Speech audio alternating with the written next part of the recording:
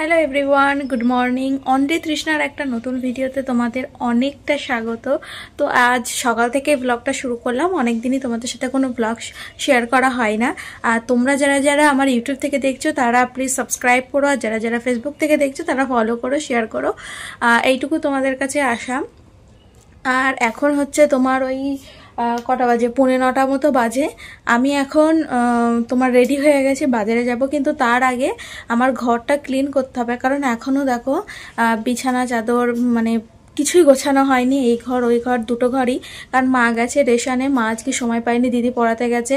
আর আমিও সত্যি কথা বলতে এই টাইমে বাড়ি থাকি না, ওরাই গোছায়, মানে মা নয় দিদিই গোছায়। কিন্তু আমি আজকে বাড়ি আছি বলে তাই আমিই গোছাবো। এটা কমপ্লিট করার পর আমি তারপরে যাব বাজারে। আর আজকে কেউ কোনো বাজে কমেন্ট করো না, কারণ আমার রোজ পড়ানো থাকে আর আমার রোজ অনেক সকালে উঠতে হয়। ওই জন্য আমি আজকে একটু বেলা করে উঠেছি, মানে ওই 8টার সময় উঠেছি আমি, ঠিক আছে? তো কেউ কোনো বাজে কমেন্ট করো না, কারণ সিচুয়েশান অনুযায়ী সমস্ত কিছু করতে হয়, ঠিক আছে? তো আজকে পুরো ব্লগটা দেখতে থাকো, আশা করি ভালো লাগবে। আর একটু কিন্তু স্কিপ করো না, কারণ খুব ভালো লাগবে আজকে ব্লগটা, আশা করি তোমাদের কাছে। আর হচ্ছে এখন আমি বিছানাটা ক্লিন করে নেবো, চলো দেখ। আচ্ছা, এবার আমি এক এক করে বিছানাটা গুছিয়ে নেব। তারপর দেখো আমি বাজারের জন্য ব্যাগও নিয়ে নিয়েছি, সোজা এখন মাছ বাজারে গেলাম। মাছ বাজার থেকে মাছ নিলাম। এবার হচ্ছে সবজি বাজারে চলে আসলাম, সবজি বাজার থেকে কিছু।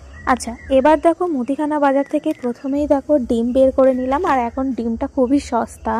তোমরা যারা যারা মনে করছো যে ডিম ঘরে স্টক মানে করে রাখবে, তারা অনেকটা ডিম আনতে পারো, কারণ ডিম এখন খুবই সস্তা। তারপরে দেখো সস বের করলাম।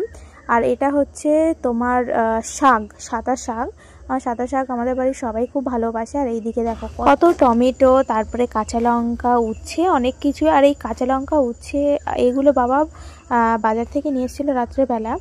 আর এই দিকে দেখো আমি প্রথমে ঝুড়িটার ভেতরে যা যা সবজি আছে সেগুলো আগে বের করে নিচ্ছি, কারণ কি বলতো, ঝুড়িটা আগে পরিষ্কার করে নেওয়া আগে দরকার, কারণ ওর ভেতরে অনেক দিনের তোমার শাক সবজির পাতা এটা ওটা পড়ে রয়েছে। তাই আমি ভাবছি আগে ঝুড়িটা ক্লিন করে নেবো, তারপরে আমি এই যে নতুন আজকে যা যা জিনিস নিয়েছি সেগুলো আগে রাখবো।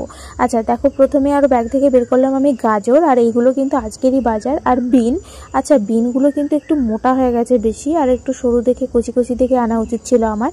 তারপরে হচ্ছে ক্যাপসিকাম, আর একটাই বেগুন নিয়ে এসেছিলাম আজকে বাজার থেকে। আর এটা হচ্ছে আদা, তোমরা সবাই জানো তো, নতুন করে বলার আর কিছু নেই। পেঁয়াজ, অ্যাকচুয়ালি আমি বাজার থেকে যে জিনিসগুলো নিয়ে এসেছি সেগুলোই তোমাদের সাথে শেয়ার করার চেষ্টা করছি। আর আলু, আর এখন কি বলতো, নতুন আলুর খোসাগুলো আস্তে আস্তে পুরু হয়ে গেছে। আর নিয়ে এসেছিলাম ভেন্ডি। তো দেখো এবার আমার গোছানোটা পুরোই কমপ্লিট।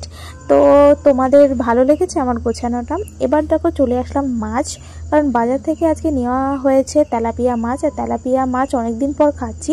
আর এগুলো কি বলতো, বেশ ভালোই সাইজ, যে একার পক্ষে একটা খাওয়া খুব ইজি হয়ে যাবে, মানে দুটোও করা লাগবে না, আবার একটা হলেও এনাফ। তারপরে দেখো জামা কাচতে বসিয়ে গেছি, কারণ আজকে আমার পড়ানো ছুটি। আর আজকে হচ্ছে জামা কাপড় কাচতে আমি বসে গেছি। আর এখন যেহেতু যা টান রোদ, তো বেশি সময় লাগে না শোকাতে। তারপরে আমি দুপুরে রান্নার জন্য বসে গেছি। আর দুপুরের রান্নায় কি কি দেখতেই তো পাচ্ছ, তেলাপিয়া মাছ আর আলু দিয়ে ঝোল হবে, শাক ভাজা হবে, টমেটোর চাটনি হবে। হ্যালো ফ্রেন্ডস, কেমন আছো? আশা করি ভালো আছো, আর আমিও ভালো আছি। আমি আর মা চলে গেছিলাম তোমার বাজারে জুতো কিনবো বলে। তা জুতোটা আমার জন্যই না, জুতোটা হচ্ছে মার জন্য। তাই মা ওইদিকে জুতো চয়েস করতে ব্যস্ত।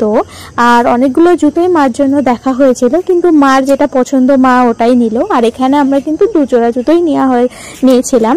আর এই যে হচ্ছে আমার বন্ধু আর ওর ওয়াইফ, আর ওদের সঙ্গে দেখা হয়ে গেছিল, ভাবলাম যে আমার ভিডিওতে ওদের একটু ক্যাপচার করে নিই। তো আজকের ভিডিওটা তোমাদের কেমন লাগলো জানিও।